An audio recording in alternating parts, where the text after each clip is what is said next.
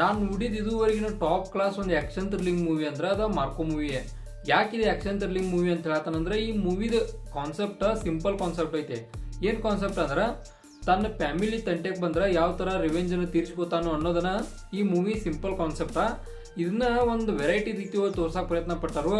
ಅದನ್ನು ಮಾತ್ರ top class ಮಾಡ್ಯಾರು. ಈ ಮೂವಿದ BGMI ಅಂತ ತಿಳ್ಕೊಬೋದು, ಅದು ಮಾತ್ರ ಟಾಪ್ ಕ್ಲಾಸ್ ಐತಿ. ಮತ್ತು ಎಲ್ಲಿ ಯಾವ ಸೀನ್ ಒಳಗೆ ಯಾವ ಥರ ಮ್ಯೂಸಿಕನ್ನು ಆ್ಯಡ್ ಮಾಡ್ಬೇಕು ಅನ್ನೋದು ಪರ್ಫೆಕ್ಟ್ ಆ್ಯಡಿಂಗ್ ಐತಿ. ಅಂದ್ರೆ ಎಲ್ಲೂ ಕೂಡ ಯಾವುದೋ ಒಂದು ಸಣ್ಣ ಮಿಸ್ಟೇಕ್ ಕೂಡ ಆಗಿಲ್ಲ ಮ್ಯೂಸಿಕ್ ಆ್ಯಡ್ ಮಾಡಿದ್ರಾಗ. ಮತ್ತು ಈ ಮೂವಿ ಇನ್ನೊಂದು ವಿಶೇಷತೆ ಏನಂದ್ರೆ ಈ ಮೂವಿ ಒಳಗಿರೋ ಎಲ್ಲ ಸೀನ್ಗಳು ಕೂಡ ಒಂದು ಪರ್ಫೆಕ್ಟ್ ಒಂದು ರೇಷೋ ಒಳಗದ. ಅಂದ್ರೆ ಎಲ್ಲೂ ಕೂಡ ಯಾವುದೂ ಮಿಸ್ಅಂಡರ್ಸ್ಟ್ಯಾಂಡಿಂಗ್ ಆಗುವಂಥ ಸೀನ್ಗಳಿಲ್ಲ, ಎಲ್ಲ ಅರ್ಥ ಆಗುವಂಥ ಸೀನ್ಗಳು ಅದಾವು.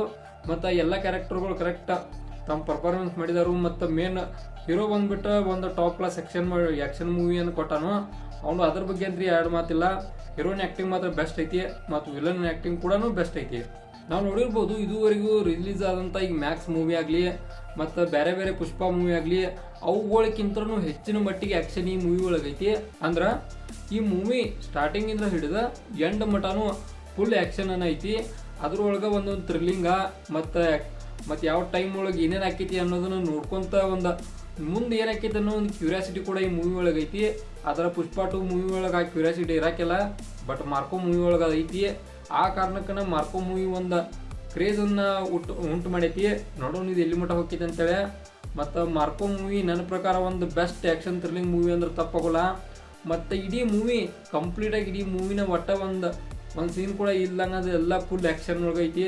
ನೋಡ್ರಿ ಮೂವಿ ಮಾತ್ರ ಚಲೋ ಐತಿ ನೋಡ್ರಿ.